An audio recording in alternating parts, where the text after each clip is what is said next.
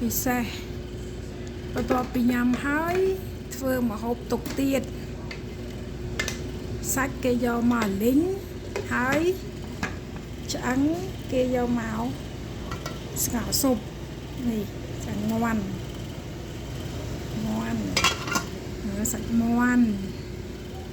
តែខ្ញុំមកការងារធ្វើកុំឲ្យទំនេរដៃថ្ងៃសម្រាប់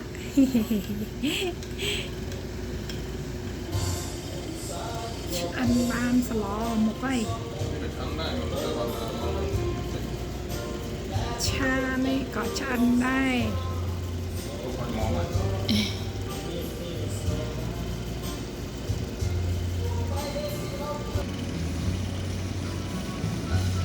ស្នាដៃលោកប្តីកុំឲ្យនៅផ្ទះទំនេរពេក